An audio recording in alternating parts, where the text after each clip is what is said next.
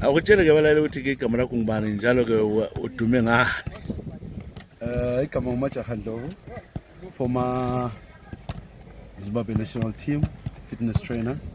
Yeah. Caps United, 2016 league champions, Highlanders, runners up.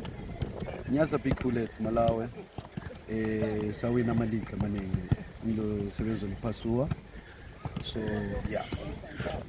Nanso ke iAFCON iyaqalisa ngomgqibelo khona ngale eIvory Coast. Ama-team la adlala iAFCON ubona liphi iqembu elinganile? Manje wonke ama-team they look, because especially Ghana, Nigeria, players amaningi adlala outside, they go Ivory Coast. So bale opportunity ukuthi maybe i-level yabo iyabe phezulu kakhulu, because i-advantage yabo ukuthi badlala outside. Sesikhangele ke i-tournament enxa idlalwa amanye amaqembu asetshenziswa ukukhathala ansedinwe kakhulu. Kambe ungakhuluma ngokuthi ngabe yi-fitness kabe kuyini? Sometimes amanye ama-games abadlala outside maningi kakhulu. Maze ube ngapha u-AFCON kuyabe zi-demand yakhona i-heat, maybe i-dehydration.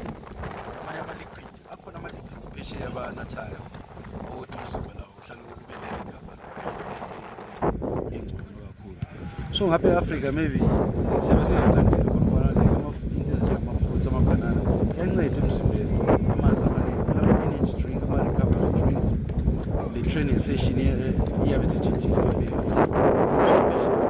Bayawazi when to stop, when to load players, when to, you know.